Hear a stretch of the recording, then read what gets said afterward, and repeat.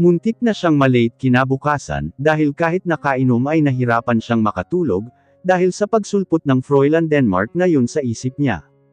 Aminin man niya o hindi may kung anong kiliti sa katawan niya, kapag naaalala kung paano siya nito pinasaya ng gabing yun. Sinong niloloko niya kung sasabihin niyang hindi niya namimiss?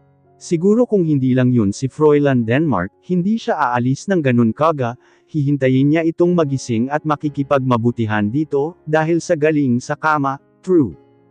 Halatang sanay na sanay sa kama ang lalaking yun, ilan babae na kaya ang naikama niya.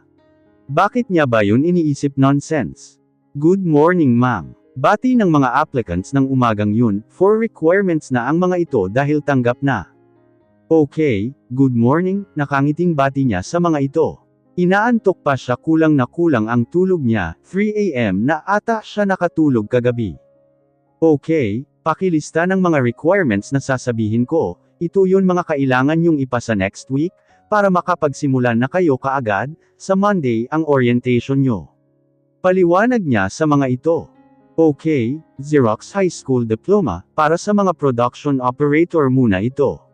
NBI clearance original copy or police clearance, barangay clearance with dry seal original copy rin, Form 138 Xerox copy, birth certificate Xerox copy lang ang ipapasa nyo, pero you need to bring your original copies, okay. At lahat naman kayo may previous work na dati so, TIN number, SSS number, Pag-ibig and PhilHealth number. Araw-araw ganun lang naman ang ginagawa niya, pag kailangan ng new employees magha-hire, magpapa-exam, magpapa-interview, aayusin ang mga requirements, mga absences, AWOL cases, etc. Masaya naman siya sa trabaho niya, pero minsan nakakainip, nakakaboring ng course na nakuha niya. Hindi man lang kasi siya ng arap makarating, at magtrabaho sa ibang bansa, pareho silang magkaibigan. Pero at least ito 2 beses nang nakarating sa ibang bansa dahil kay Denver, noon una sa Thailand, ngayon naman sa Macau, ang swerte niya diba? Mababait rin kasi ang mga magulang ni Denver, boto ang mga ito kay Judith. Sana ganun din ang mga magulang ng lalaking naka-destiny para sa kanya. Mayaman, kahit hindi basta kaya siyang bigyan ng maayos na buhay. Guwapo, matangkad katulad ni Denver, mabait at may mabait ng parents, maunawain at marunong makinig sa gusto ng partner niya. Denver na Denver talaga ang pagkakadescribe niya, kaya muling pumasok na naman sa utak niya ang pinsan nito. No, malayong malayo siya kay Denver. Natigil siya sa pag-iisip ng mag-ring ang cellphone niya. Ang pinsan niyang si Roderick ang tumatawag, napangiti siya at sinagot yun. Roderick, ang nag-iisa niyang pinsan, anak ng kapatid ng tatay niya. Panganay siya dito ng 2 taon, kaya para niya itong kapatid na bunso, pero never siya nitong tinawag na ate. Ang tiyo Doming niya ang nagbabantay ng 2 ektaryang lupain nila, doon napilit kinakamkam ng mga Denmark. Si Roderick naman ay tamad mag-aral, kaya hindi natapos ang kurso nito sa college, sinasayang ang pagiging magandang lalaki. Sinagot niya ang tawag ng pinsan niyang si Roderick. Hello beautiful cousin. Bungad nito. Kumusta? Hindi ka pumunta sa kasal ni Judith, nagtatampo sa'yo. Sumbong niya dito. I've sent my greetings for her, alam mo naman hindi agad makaluwas eh. Paliwanag nito. Okay lang gina-joke lang naman kita eh. Natatawang sabi niya dito. Kailan ka ba uuwi? Pabiglang tanong nito. Hindi ko pa alam eh, hayaan mo magle-leave ako, kahit 3 days para lang makauwi. Namimiss na rin kasi niyang makauwi, ang hirap kapag may trabaho, hindi basta-basta makaalis, lalo na't medyo malayo sa San Sebastian. Sige sasabihin ko kina nanay, yun lupa kasi kailangan kang makausap. Sabi nitong kinainis niya. Bakit? Dahil na naman ba sa mga Denmark na yan? Galit na tanong niya dito. Siguro, saka namimiss ka na namin dito. Sagot nito. I miss you too, pati sila Chang at Chong Dameng. Huwag kang pasaway dyan. Bili niya dito. Wala kang katiwa-tiwala sakin. Pagyayabang nito. Paano magtitiwala eh ang tanda-tanda mo na, pasaway ka pa rin alam ko. Aniya dito. Ano ka ba tinawagan na nga kita, inaaway mo pa ako? Reklamo nitong ikinangiti niya. Okay sige na nasa trabaho ako kumusta mo na lang ako kina Chang, saka bantayan mo sila dyan, wag puro babae ang atupagin mo. Pangaral niya pa dito. Sige, sige na nga. Mag-iingat ka dyan lalo na ngayon wala si Judith, mag-isa ka na lang. Paalala nito, sweet din ito at maalaga, para nga itong panganay pagtungkol sa pangbabakod sa kanya noon, dahil inihahabilan siya dito ng mga magulang niya. Opo, sige na po. Natatawang palm niya dito. Sige, umuwi ka ha. Pahabol nito bago pinatay ang tawag.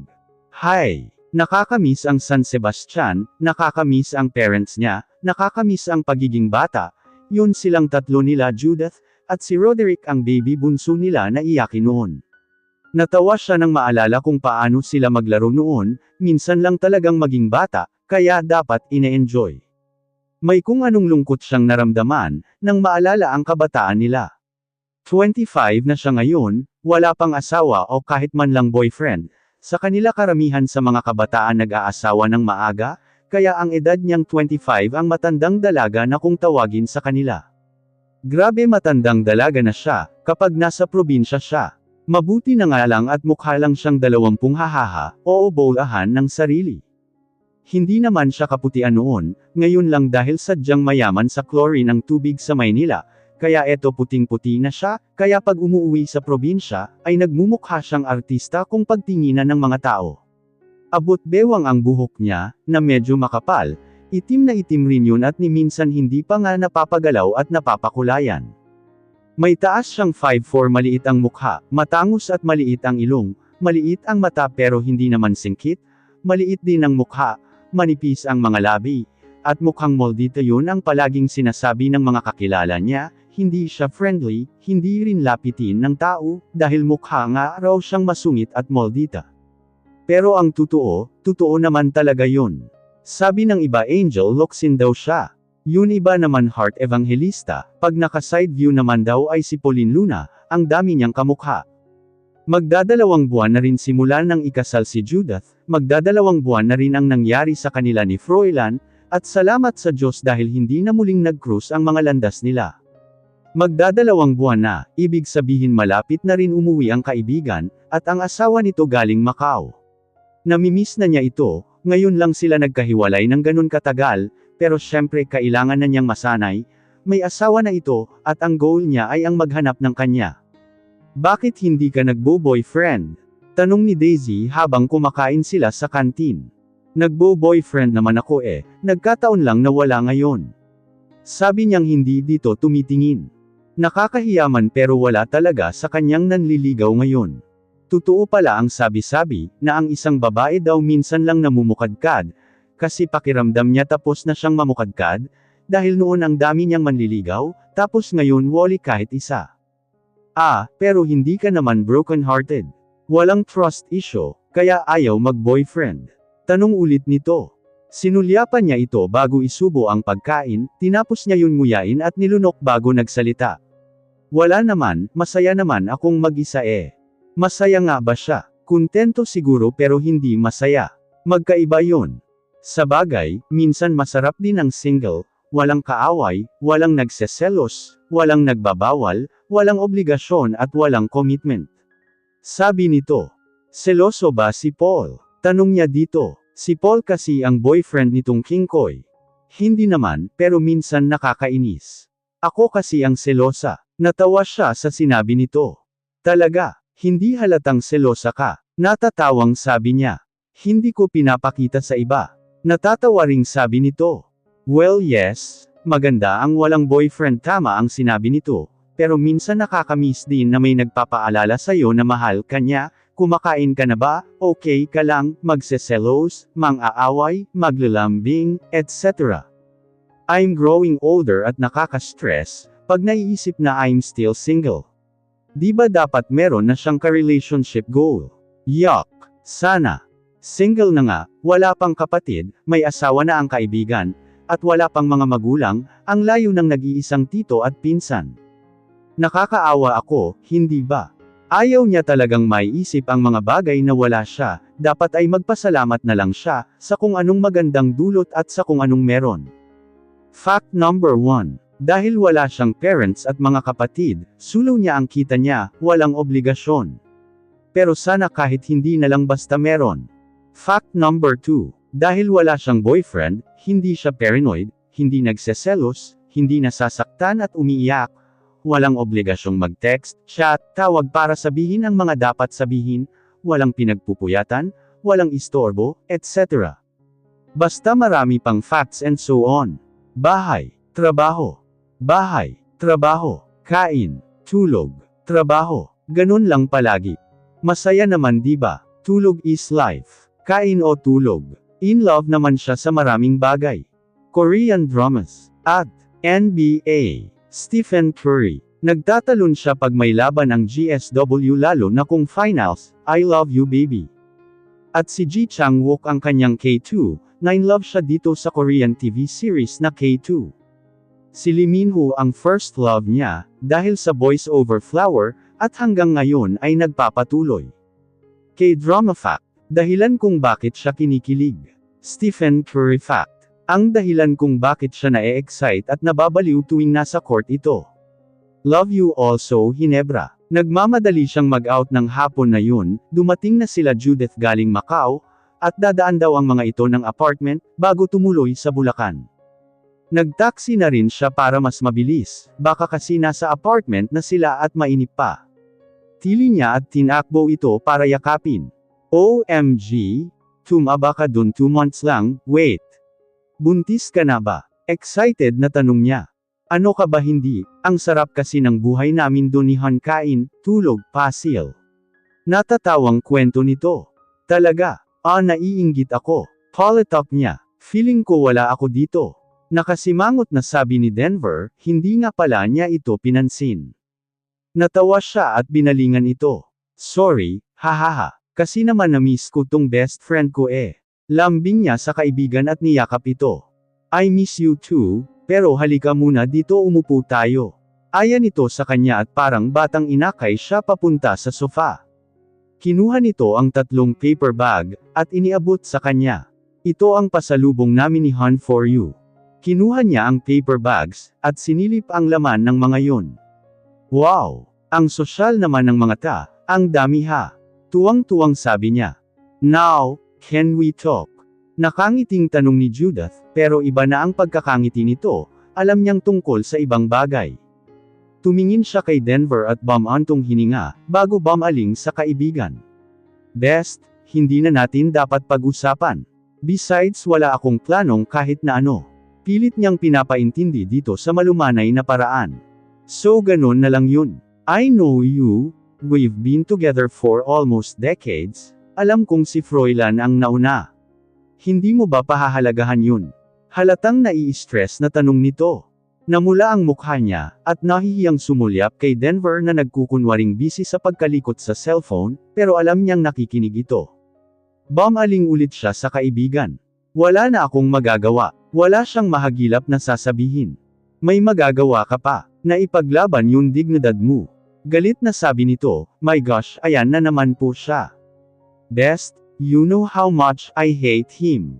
I don't love him at hindi ko pinangarap ni minsan na maging kami. Naiinis na siya. It's not about what you dream, it's not about your small farms issues, it's about you and your dignity. Pagdidiin nito, and his obligation. Dagdag pa nito. Wala siyang obligasyon sakin, we've both drunks that night, and I thought I was just dreaming. Nakagat niya ang labi nang ma-realize kung anong nasabi. Sa gilid ng kanyang mga mata, ay nakita niya ang pilyong ngiti ni Denver. Baka sabihin niya sa pinsan niya. Oh my God! Oo namang reaksyon ni Judith. Marami ka bang nainom that night, at pati yun akala mo panaginip lang? Hindi makapaniwala na tanong nito. Ewan, can we just stop this nonsense topic? Walang dapat panagutan, it's already happened. Ginasto ko at ayokong maghabol, not my thing. Lalong-lalo na sa kanya. Pinal na sabi niya, at alam niyang wala nang magagawa ang kaibigan, para magbago ang isip niya. Okay, I think wala na akong magagawa, para magbago ang isip mo, pero isipin mo sana, na that's not what you've wanted before. Nangungonsen siyang sabi nito. Hindi naman talaga siya ang tipo na naghahabol, nagpapasalamat nga siya, dahil hindi siya katulad ng ibang babae, na halos ikamete pag nalaman na naloko o pinagpalit ng mga kasintahan.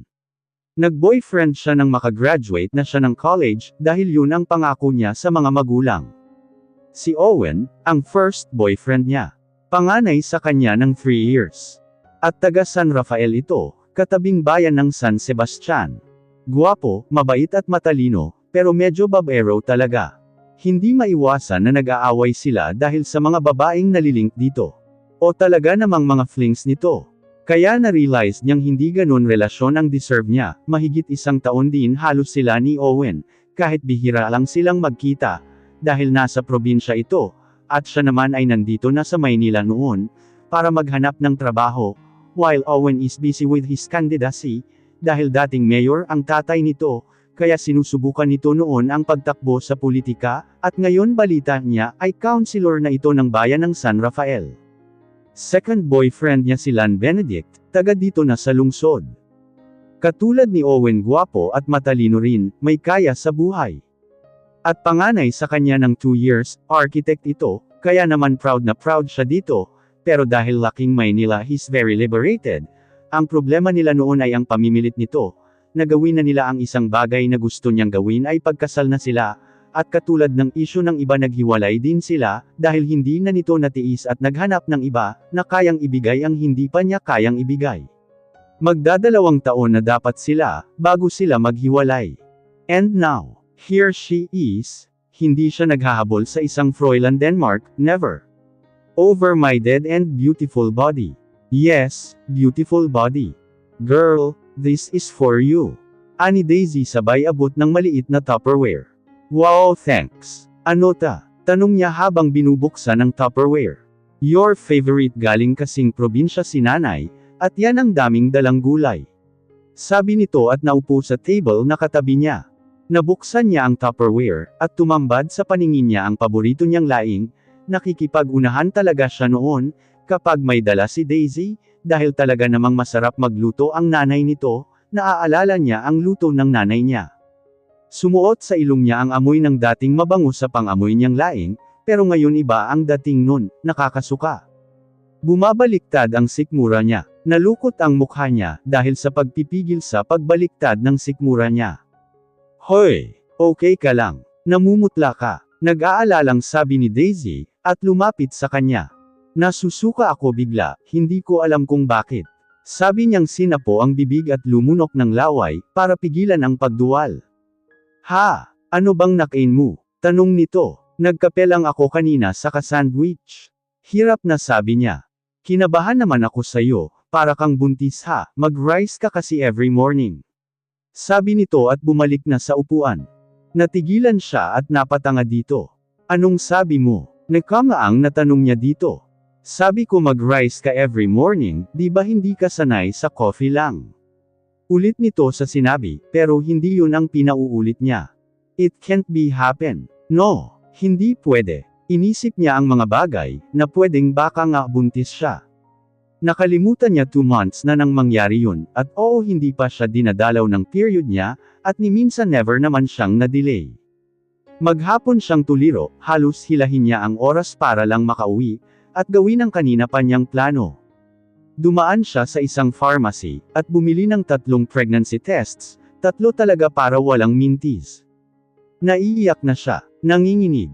Malakas ang kutob niyang posible yon, dahil sa halos 2 buwan niyang hindi pagkakaroon. Every half of the month siya dinadatnan, at walang delay yun simula noon unang siyang datnan, tandaan na isa na siyang ganap na babae. Pero ngayon nagdarasal pa rin siya na sana delay lang talaga, o may ibang rason, wag lang ang mabuntis siya. Nakakahiya, walang tatay ang anak niya pag nagkataon. Hindi niya alam ang gagawin niya pag nabuntis siya.